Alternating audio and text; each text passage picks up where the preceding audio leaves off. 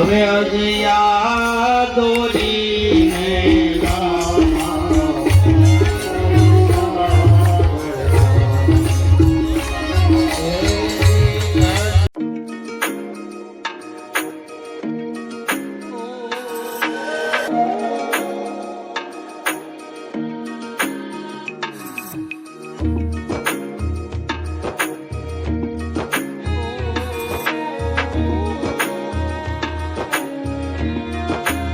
મિત્રો જય દ્વારકાધીશ અને સ્વાગત છે કે નવા વ્લોગ વિડીયોની અંદર। અને અત્યારે હું આવી ગઈ છું મકતુપુર ગામે।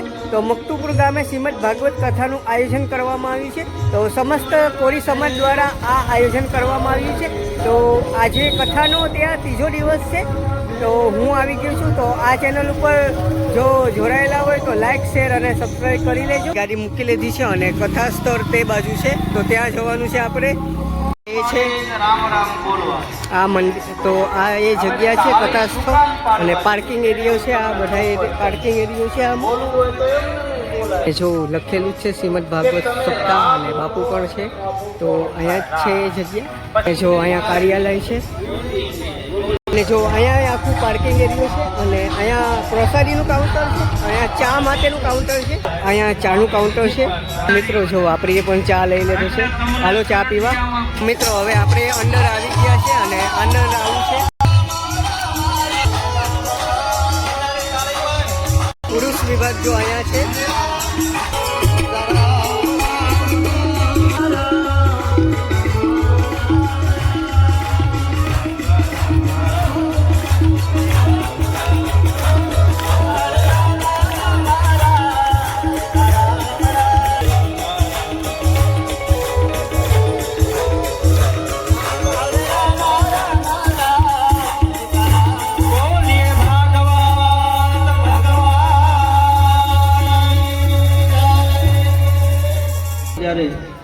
સપડાઈ જાય જીવ, પછી પોતાના સગા સંબંધી વાલા બધાને બોલાવે પણ કોઈ આવતું નથી। શું કામ?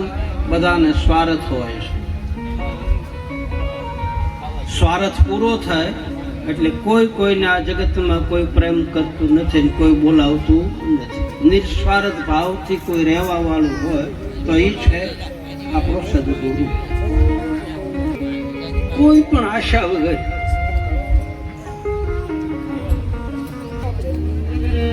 દેવતાઓને સ્વાર્થ છે, નિસ્વાર્થ ભાવથી તો કોણ કર્મ કરે? ગરજહી અર્જુન હિજર ભયો ગરજહી ગોવિંદ ઘન કરાય।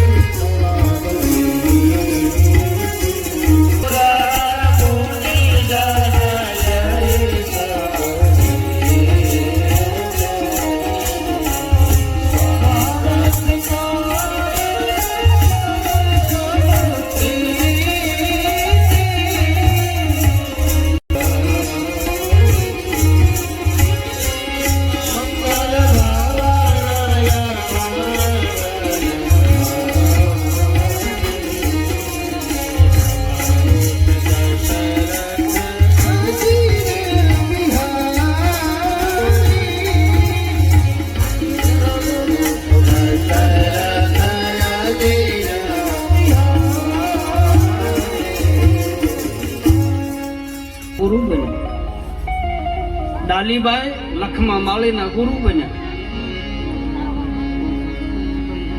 રાધાજી સુખદેવજી મહારાજના ગુરુ બન્યા।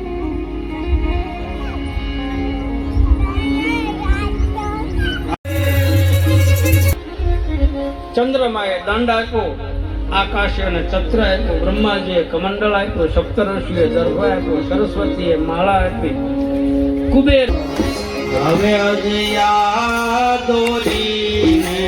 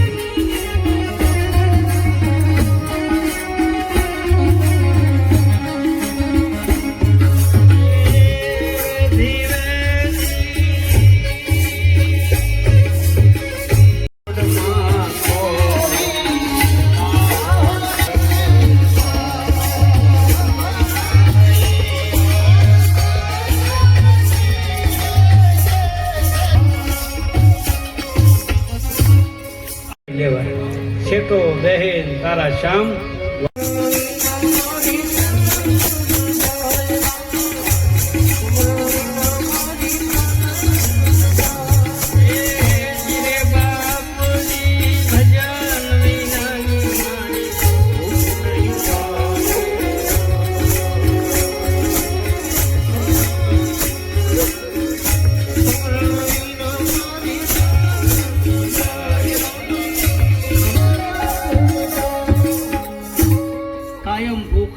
કાયમ ભૂખ લાગે સાંભળ્યા જ કરીએ, ગાયા જ કરીએ, અને આમાં ધરાય જ નહીં. વિરામ.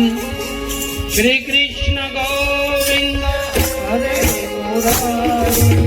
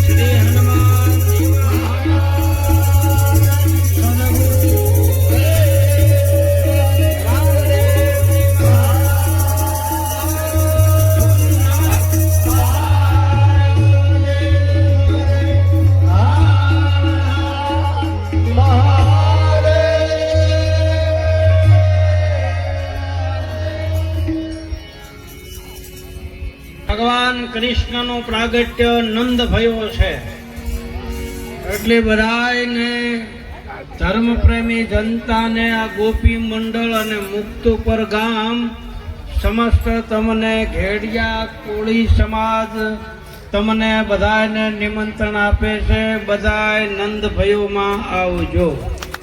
ટાઈમે પોગી જાજો. મારા એકલાથી જન્મ નહીં થાય. સાચી વાત છે.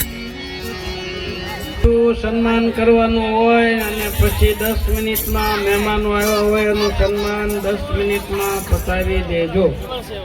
ચરણોમાં दंडवत प्रणाम. રીત નોખી રસમ જુદા, શબ્દો સે કંકુ ને ચોખા. તમામ માનવતા મહેમાનોનું અત્રે શ્રી ઘેડિયા કોળી સમાજને આંગણે તેમને સ્વાગત કરીએ છે.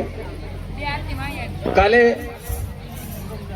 આપણા શાસ્ત્રીજી જે વ્યસન અને અંધશ્રદ્ધા વિશે પ્રણેતા જે 30 વર્ષ પહેલા એક ક્રાંતિકારી પગલું ભરી અને સમાજને એક નવી દિશા આપનાર આપણી વચ્ચે ઉપસ્થિત છે એવા રાજુભાઈ વંશને તાળીઓથી વધાવીએ. અને 2 મિનિટનો રાજુભાઈ તમારું 2 મિનિટનું વક્તવ્ય અહીંયા મંચ પરથી આપો અને સમાજને એક નવી દિશા મળે. રાજુભાઈ.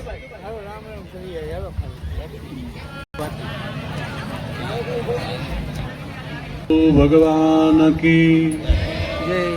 बोलो रामा पीर की જય. આજે માંગરોળ તાલુકાનું મુક્તપુર ગામ બધાનો આવું ભગવત કાર્ય થઈ રહ્યું છે. રાધા કૃષ્ણ બાપુ ખૂબ જ સરસ મજાની આવી ભાગવત કથા કરવા માટે જો ખરેખર મુક્તપુરના આયોજકોએ આવું જે કંઈ કાર્ય કરવામાં માંગરોળ તાલુકામાં કોઈ ગામ કદાચ પ્રથમ આવ્યું હોય તો એ મક્તપુર ગામ છે. આવા વખતા ખરેખર માંગરોળ તાલુકાના તમામ ગામે ગામના આવેલા મહેમાનોને પણ મારી ભલામણ છે કે ખરેખર જો ભગવત કથા કે કોઈ રામદેવ રામાયણ કદાચ કરવી હોય તો આ ઘર એને આયોજિત જ તમે આયોજન કરજો એ મારી ભલામણ. કારણ કે હું ભલામણ કરવા માટે બે રીતે અધિકારી છું. જંગલ અધિકારી એમાં આ મક્તપુર ગામમાં પણ એક આ બધા તાલુકાના તમામ ગામડા અમારા કાર્યક્ષેત્રમાં આવતા હતા. એ કાર્યફો તરીકે અમે ફરજ પણ બજાવી ગયા હતા. સમાજના જુનાગઢ જિલ્લાના સમસ્ત કર્મચારી મંડળના પ્રમુખ તરીકે પણ એક નિમિત્ત મળી છે. હું જંગલ ખાતામાં આરએફઓ એમાં પછી સબ ડીએફઓ બન્યા અને રિટાયર્ડ થયા પછી સરકારે મને કીધું કે તમે હજી 5 વર્ષ સુધી એક્સટેન્શન આપીએ. મેં કહ્યું ના, હવે બહુ ખોટી થવું નથી. અને રિટાયર્ડ થયા પછી કેશોદમાં 5 વીઘાનો આશ્રમ બનાવ્યો છે. સદગુરુ સેવા આશ્રમ કરી અને જિંદગી આખી પરમાત્માના નામ ઉપર અમે લગાવી દીધી છે.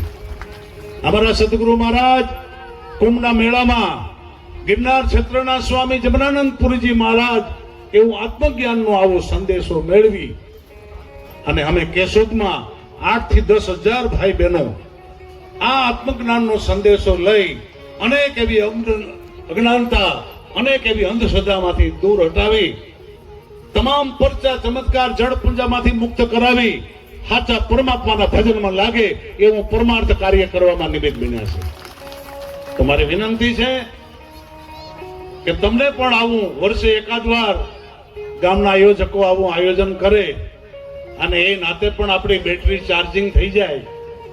આ ગામના અમારે ભાઈ નારણભાઈ સરપંચશ્રીએ ખૂબ ભાવ અને પ્રેમથી આમંત્રિત કર્યા હતા, પણ મારે વધારે સમય નહીં લેવો જોઈએ.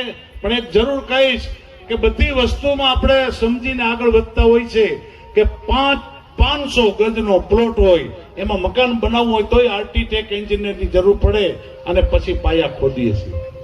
કોઈ ખેતી કામ કરીએ ત્યારે એમાં ખાતર કયું નાખવું એ પણ આપણે એમાં સમજીને ખાતર ડીએપી ક્યારે નખાય, યુરિયા ક્યારે નખાય એ પણ નાખીએ છીએ. અને દરજી કામ વાળા કપડું પણ ટેબલ પર મૂકીને પછી કેટલી લંબાઈ છે બાંયની, કેટલી બાજુ પહોળાઈ છે અને પછી જ કાતર મૂકે છે. આ બધી બાબતમાં સમજણ તો આપણને કરોડો જન્માંતર પછી માનવ દેહ મળ્યો છે તો પરમાત્માનું ભજન કઈ રીતે કરવું ગુરુ પાસેથી લેવી ન જોઈએ, આની સમજણ લેવી જોઈએ. અને એ તો આપણા તમામના ભારત વર્ષની કોઈ વ્યક્તિ બાકી નહીં હોય. પેલા ગુરુ માતા પિતા, બીજા સોયાણી, ત્રીજા ફૈબા, ચોથા વિદ્યાગુરુ, પાંચમા કુળગુરુ અને છઠ્ઠા કંઠી ગુરુ તો ભારતના કોઈ વ્યક્તિ બાકી નથી. હવે જો સાતમા એવા જો કોઈ મળે, એવા સાતમા જો કોઈ આત્મજ્ઞાની મળે તો એને સદગુરુ કહેવામાં આવે છે ભલામણ. અને એ સદગુરુ મળે તો જ આપણા આત્માનો ભેદ બતાવશે. રામદેવજી મહારાજના મંડપમાં 52 હાથનું લાકડું શું કામ, 53 હાથનું લાકડું કેમ નહીં, 51 નું કેમ નહીં? ગંગા સતી પણ લખે છે કે ધડની ઉપર જેને શીશ ન મળે પછી તમને રમાડું 52 થી 12. આમાંય 52 આવ્યું અને રામાપીરના મંડપમાં પણ અમારા લાકડાનો મહિમા છે શું? What is this 52? આનો ભેદ ગંગા સતી કે આવી આવી વસ્તુ અમારા સદગુરુના ઘરમાં ઓલા ગાફેલ ગોથા ખાય. કામ કરવા માટેનો નહીં, આ માનવ દેહ માત્ર નોકરી વેપાર કરવા માટેનો નહીં, આ માનવ દેહ ઈશ્વરના ભજન કરવા માટેનો કરોડો જન્માંતર કમાઈ પછી મળ્યો છે. વિશેષ વાત ખરેખર હું કોણ છું? આ શરીરમાં હવાઈ ગયું ક્યાંથી નાળ કપણું ત્યારે આવ્યા તો ખરા, પણ એનું નિજ નામ શું? પૂછો તમે પૂરા પંડિતોને, પૂછો તમે શેખ સંન્યાસીઓને આ નિજના ગુરુ કોણ છે. એનો મહિમા આપણે રાત્રે 9 થી 12 કરશું. મારી વિનંતી છે કે ખરેખર આ વાત આવો અવસર મળ્યો છે તો ગામના આયોજકોને પણ વિનંતી કે દર વર્ષે એકવાર મક્તપુરમાં આ રાધા કૃષ્ણ બાપુની આવી સપ્તાહનું આયોજન કરજો એવી રાજ્ય મંડળના પ્રમુખને નાતે અપીલ કરું છું કે આવા જો તત્વ વેતા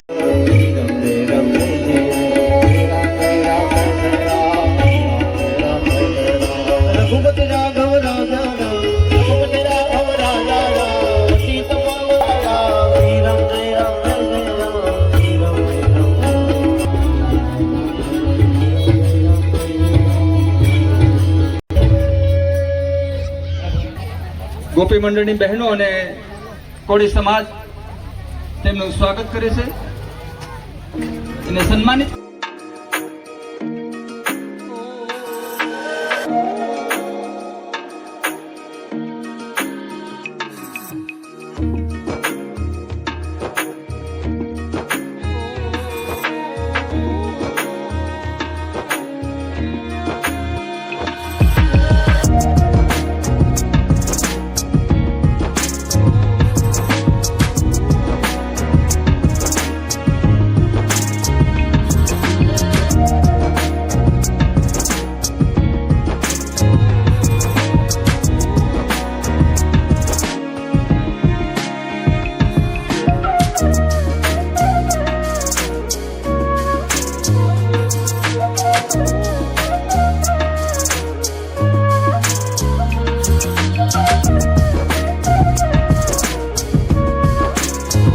થઈ ગઈ છે ત્રીજા દિવસની અને અમારી સાથે જોડાઈ ગયા છે મનીષભાઈ. તો મનીષભાઈ, આ આયોજન ખૂબ સરસ હતું. પહેલા તો જય દ્વારકાધીશ. જય દ્વારકાધીશ. તો જય રામાપીર બાપા. તો આ જે કથા છે એ કેટલા દિવસ હજી ચાલશે?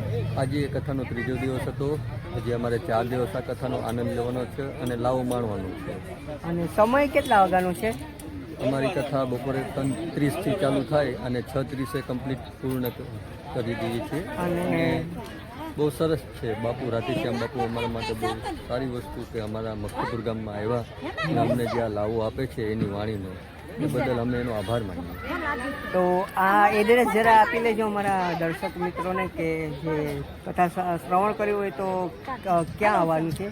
કથા શ્રવણ તમારે કર્યું હોય તો જો પોરબંદર કે માંગરોળથી આવતા હોય તો તમારે રાવટુએ ઉતરી અને જમણી સાઈડ ઉતરી જવાનું, જેથી કરીને બંદર રોડ ઉપર આવી જવાનું અને અડધો કિલોમીટર જ ત્યાંથી થાય છે. ને આપણે હાઈવે રસ્તા ઉપર જ કથા ચાલુ છે, એટલે કોઈ પણ ને આવવું હોય તો ડાયરેક્ટ બંદર રોડ ઉપર જ કહેવાનું, એટલે ડાયરેક્ટ રસ્તામાં જ કથા ચાલુ છે અને સારામાં સારી કથા ચાલુ છે.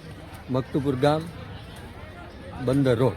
મક્તુપુર ગામ અને બંદર રોડ. હા, તો જય દ્વારકાધીશ. તમે આવજો, બધા આવો અને બધા કથાનો લાભ લ્યો એવી મારી દિલથી ભાવના એવી છે કે બધા આવે અને બધા પ્રસાદ લે, બધા લાભ લે અને આ પ્રસંગને આપણે ધામધૂમથી બધા સાથે મળીને ઉજવીએ. બસ એવી ભાવના સાથે જય દ્વારકાધીશ, જય રામાપીર. પ્રસાદ વિભાગમાં આવી ગયા છે અને પ્રસાદમાં બુન્ની ગાંઠિયા અને મરચાં છે. જો બુન્ની ગાંઠિયા અને મરચાં છે. તો અત્યારે પ્રસાદીનો લાભ આપણી પણ લઈએ. તો મિત્રો આપણી પણ થોડોક લાભ લઈએ પ્રસાદીનો. તો આ મક્તુપુર ગામના અત્યારે જો મિત્રો પ્રસાદી લઈ રહ્યા છે અને આપણી પણ પ્રસાદી લઈ લીધી. હવે આપણે પણ રજા લઈએ છીએ અને મળશું મેરે કેરે, મળશું ગામડે ગીર, નહીં મળે આ મેકને તેથી ધરતી જુતતી હશે. તો ચાલો મળીએ છીએ એક નવા બ્લોગ સાથે. જય હિન્દ, ભારત માતા.